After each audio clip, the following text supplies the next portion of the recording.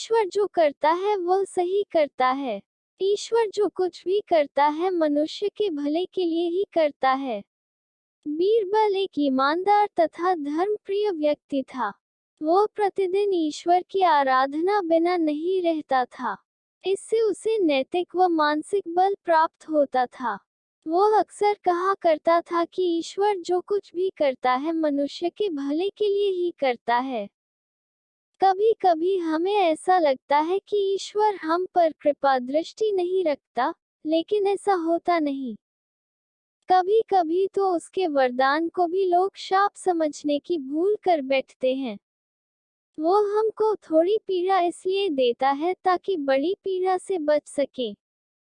एक दरबारी को बीरबल की ऐसी बातें पसंद न आती थी। एक दिन वही दरबारी दरबार में बीरबल को संबोधित करता हुआ बोला, देखो, ईश्वर ने मेरे साथ क्या किया। कल शाम को जब मैं जानवरों के लिए चारा काट रहा था तो अचानक मेरी छोटी उंगली कट गई।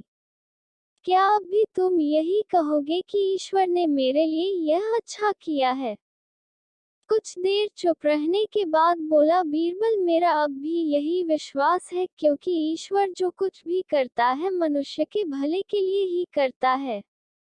सुनकर वह दरबारी नाराज हो गया और बोला, मेरी तो उंगली कट गई और बीरबल को इसमें भी अच्छाई नजर आ रही है। मेरी पीड़ा तो जैसे कुछ भी नहीं। कुछ अन्य दरबारियों ने भी उसके सुर में सुर मिलाया। तभी बीच में हस्तक्षेप करते हुए बादशाह अकबर बोले, बीरबल, हम भी अल्लाह पर भरोसा रखते हैं, लेकिन यहाँ तुम्हारी बात से सहमत नहीं।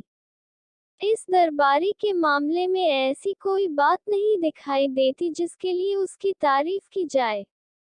बीरबल मुस्कुराता हुआ बोला, ठीक है जहांपनाह, समय ही बताएगा। अब 3 महीने बीत चुके थे।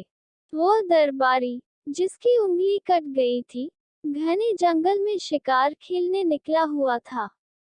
एक हिरण का पीछा करते वह भटक कर आदिवासियों के हाथों में जा पड़ा।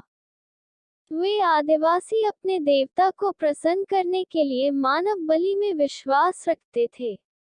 अतः वे उस दरबारी को पकड़कर मंदिर में ले गए, बलि चढ़ाने के लिए। लेकिन जब पुजारी ने उसके शरीर का निरीक्षण किया तो हाथ की एक उंगली कम पाई। नहीं, इस आदमी की बलि नहीं दी जा सकती।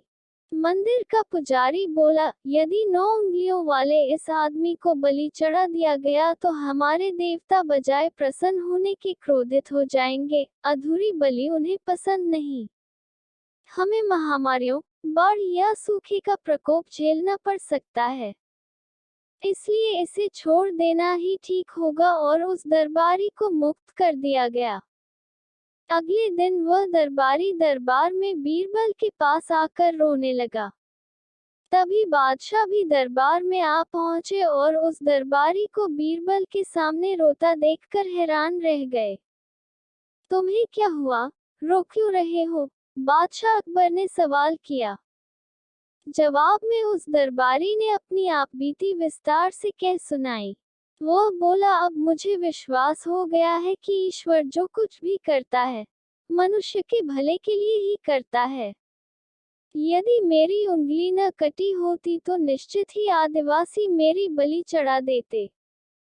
इसीलिए मैं रो रहा हूँ, लेकिन ये आंसू खुशी के हैं। मैं खुश हूँ क्योंकि मैं जिंदा हूँ। बीरबल के ईश्वर पर विश्वास को संदेह की दृष्टि से देखना मेरी भूल थी।